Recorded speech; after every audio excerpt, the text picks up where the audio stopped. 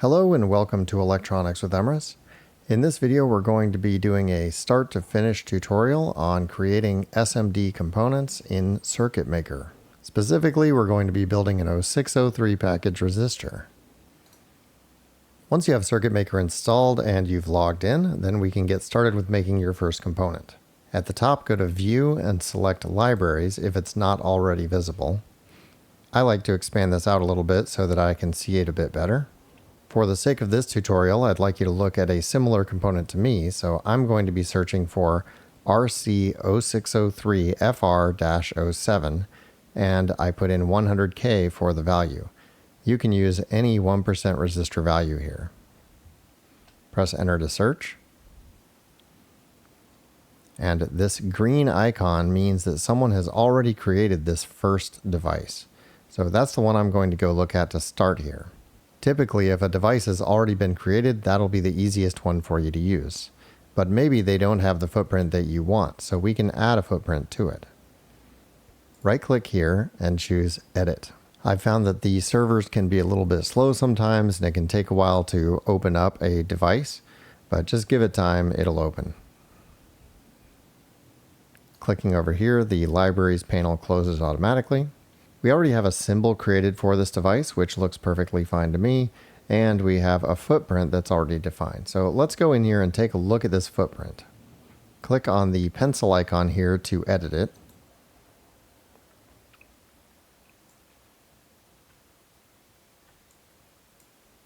Before we get into all of the pieces of this footprint, I'm going to go to View and switch to Single Layer Mode. This will just make it easier to highlight exactly what I'm talking about here. So first we're on the top layer, and that means the actual copper on the circuit board. Pads 1 and 2 are the places you're going to be soldering down the component. Now, in order to actually access the top layer, you have to have a cutout in the solder mask. And that's going to be on the solder mask layer, which we have to go find in here. And you can see it's called top solder over here. When I select that, you can see that the top solder mask is going to be expanded out a little bit bigger than the copper pads so that we can solder the device down to this. This is pretty typical for most surface mount components. If you're dealing with much smaller components, sometimes the solder mask is recommended to be smaller than the copper, and that helps the copper pads not come off of the board whenever you're soldering components. It gives it a little bit more mechanical strength. Going to the top assembly layer, we can see that they have put in two things on the assembly layer. One is a box around where the component is going to go, and then second is a designator. The assembly layer is commonly used whenever a board is quite busy and it's being assembled by a machine. So a manufacturer is going to have to set up their system to say where each component goes, and the assembly layer gives a very clear indicator of where the components go. If you're building this yourself, this layer will not really be used, but it's a good practice to include it anyways, especially on SMD components, because these are very commonly used in automated manufacturing systems. Now I want to go to the top overlay or the silk screen layer, and that's not shown here. So I'm going to go to the bottom left, click on LS for layer sets, and choose non-signal layers.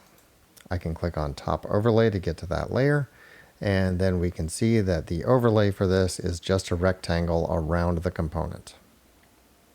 Now I'm going to go back into multi-layer mode by clicking on single layer mode again. Go back home here, and I want to view all of the layers because my plan is to just copy this entire component and move it to a new footprint. So I want to make sure I select everything, hit Control-C, and then you got to make sure to choose a point to copy from. So I'm going to choose the center of the layout here, left click, and now I've copied all of the pieces of this. I'm going to close it, and I'm going to say don't save because I don't want to modify that footprint. It seems perfectly fine to me. I'm then going to add a new footprint. And in here, press Control-V, and then click right in the middle to paste exactly to the middle. And now we have a duplicate of the footprint that we were just looking at, and we can modify it a little bit for our purposes. First, I'm going to remove the silk screen because I'm going to be modifying that anyways. Next, I want to check the dimensions of the pads against the manufacturer's recommendations. So I'm just going to double click on the pad. If it pops up and asks you which thing you meant, you just choose the pad. We have the right designator, number 1 up here. We're on the top layer, and the size of this is currently 35 mil by 35 mil. 35 mil is right around 0.9 millimeter. So let's go look at the manufacturer's recommended sizing. Whenever you go into their datasheet, it's not going to tell you the exact size information. It'll actually tell you to refer to this other datasheet, which is the chip resistors mounting datasheet from Yageo. Coming down here, I've already highlighted what I'm interested in. On an 0603 package, the size of the pad is going to be C by D, and C is the width here, D is the height. The width is 0.9, which is 35 mil, and that's what we've currently got. And the height is 0.8, so it's a little bit bigger than what they recommend, but I don't see any reason to change that. Being a little bit wider whenever it comes to soldering the component down won't hurt anything at all. But what I want to do is I want to make this easier to solder. I took a little bit of video with my microscope to show why I like to do what I do on here. And you can see that my sharpest soldering tip, which is the one I'm showing right now, is not very sharp at all. And I'm sure I could sharpen it more, but that would make it less effective at delivering heat. The fact is that this thing is pretty beefy whenever it comes to surface mount components. So that means if I'm going to be using a soldering iron to either put down or touch up surface mount components, I need a pad that's going to be big enough to make contact with. So what I like to do is to expand the pad size from what the recommendation is by about 0.5 millimeter. 1 millimeter is even better, but most of the time that's not really necessary.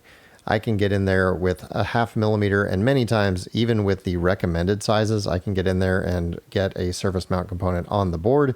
It just makes my life a lot easier if there's a bit of extra room to work with. So what I'm going to do is I'm going to change these with X being 0.9 plus 0.5 millimeter. So that's 1.4 millimeter. And on the other side, we're going to leave it as 0.9 millimeter just to have a little bit of extra width there. Hit OK. And you can see that my footprint has changed significantly. I'm going to change the grid to 0.1 millimeter so I can more easily see how much spacing there is here, because I want to have a certain gap between these two pads. Going back to the manufacturer's recommendation, this says that the dimension B is the gap between these, and we want to have 0.8 millimeters between the two pads. It doesn't have to be perfect, but you want to have about 0.8 millimeters. So that means from the middle, we want to have 4 grid spaces at a 0.1 millimeter grid until we get to the copper here. And we're going to do the same thing over here with this pad, but I'm going to just delete that and copy the first one over.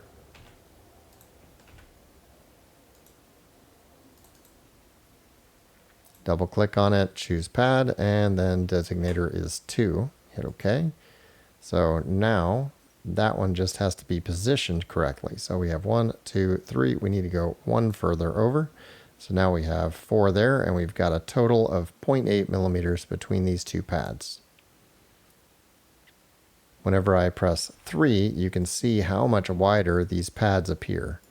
And it may seem a bit ridiculous and excessively long, but this is so much easier whenever you're having to build a surface mount board by hand. I definitely would recommend doing it this way. Press 2 to get back into the 2D mode. And now I've got everything I need in here. I'm going to leave the designator that they had in the assembly box, and I'm just going to add in the top overlay layer that I want. Going back to the actual datasheet, we can find the length of the component. L is the length of the actual resistor here. And you can see for the RC0603, the length is 1.6 millimeters. So going back over to CircuitMaker, I can make a line that is 1.6 millimeters in length. If you look in the bottom right hand corner, when I have my mouse over this component, you can see the length that's been selected is 78.74 mil, which is a little hard to convert in your head. If you prefer to be operating in metric units, all you have to do is on the home ribbon here, click on metric, and that will switch everything over. And now you can see the length is 0.2 millimeters. That's really handy because I find myself switching between imperial and metric all the time on layouts. Of course, I don't want this line to be made out of copper. I want this to be ink on the top of the board. So I'm going to double click on this to get into the properties and change the layer to top overlay.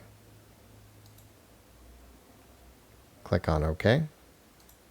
Then I'm going to bring this down to be 5 mil away from the solder mask there, so about 1 grid square away. We can switch the grid to 5 mil here, and you can see that I'm not exactly 5 mil from that, but that should be fine. I'm going to go back to 0.1 millimeter in order to place the line on the other side in a symmetrical location. So there's a few ways you could do that. I could copy and paste this, but I also want to show that you don't have to place this on the wrong layer like I did. You can just go into the top overlay layer by clicking at the bottom and then choosing line and placing your line right where you want it. Hit escape to get out of that mode twice. And that's my footprint. Press 3 to take a look at it in 3D. And we can see that that's what the footprint's going to look like. The actual designator is going to get added automatically whenever we place this component in a real board. So you don't have to worry about that. Press 2 to get back into the 2D view. And then we're going to right click and hit save on this. You can also click save at the top. And then we're going to close out of that footprint. And now you can see I have 2 footprints here. One is Yagio 0603 resistor, and this one has a terrible name. So what I'd like to do is change the name of this because I forgot to whenever I was in the editor. So we're going to click back on this pencil here. Then at the top we go to Home and Footprint, and then Footprint Properties. In the Footprint Properties, I'm just going to name this 0603 Hand Solder. Hit OK. And then we can hit save at the top, close that out. And now we have a hand solder option or a normal option. After you've completed your component, all you have to do is click Save to Server to upload it to the server. But before I do that, I'm actually going to go back in here. I want to do one more thing, and this is something you should do as well. You hold Control to zoom out just a little bit, and then left click and drag to select everything in here. And make sure you're in the all layers mode if you're not. Right, you want to copy this footprint because we're going to use this on another component here. Hit Control C, left click right at the center of everything.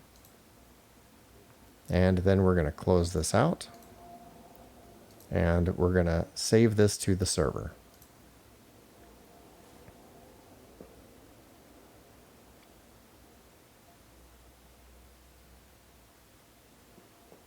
So now we're going to use the footprint we just made, which was modified from an existing footprint, and put that into a new component. So selecting one that does not have a green icon on it, we're going to right click and choose Create New Component.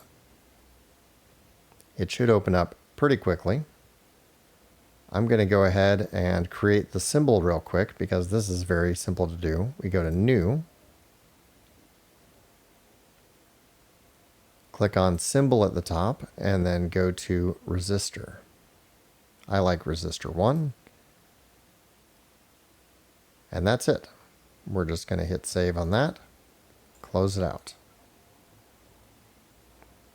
Then for Footprint, we're going to click over here and choose New again. Control V to paste in the footprint that we already have. Left click in the center. Here you can hit 3 to see the footprint, which is exactly what we want. Press 2 to get back to the 2D mode. And here you can see that there's nothing else we really need to do here. The footprint is exactly what we want. So all we have to do is go to the top under Footprint, go to Footprint Properties, And we're going to name this 0603 hand solder. Hit OK. And then we're going to save this and close it. Now I'd like to go get the footprint for the other component. So let's go ahead and go back to the library, and we're going to right click on that component that already existed and hit edit. This time I'm not going to keep my edits. I'm just going to be copying out the existing footprint. Go into this existing footprint, click on edit, select everything here, Control A works. Hit Control C to copy, and then left click on the center of it. Go back to our other component here. We're going to add a new footprint, and then Control V to paste it. And now we've pasted in a matching footprint. I'm even going to keep it exactly the same, no changes at all. Just hit save. And then we're going to go and change the footprint name. So I'm going to go to footprint properties. I'm just going to name this 0603 reflow. Hit OK. And then we can close this out. Save our changes. I imagine the reflow footprint should be the default. So let's click on the hamburger menu up here and choose Set Default. So now that reflow one is the one that will be default for anyone who is selecting this component. And if they want to switch to the hand solder model, they can easily do that. All I have to do then is click Save to Server, and this will be finished. One last important thing to know is that it will take a while for these components to show up in the library. And if you want to use them immediately, which I assume you do because you're designing a board, you go into the libraries and change from all parts to favorites only.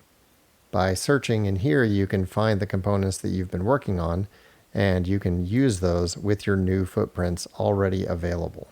Here at the bottom, you can see that I have the Yageo 0603 resistor, and then 0603 hand solder is another option, and that's the elongated pad version that we just made. There's definitely a lot more we can do with SMD component footprint creation, but this should be enough to get you started with very basic footprints. And if you're interested in a particular type of component or you have specific questions, please post them down in my comments section. I'm constantly looking for ideas to make new videos, so anything you give me is fantastic. If you've made it to the end of this video, thank you very much for watching, and I hope you have a great day.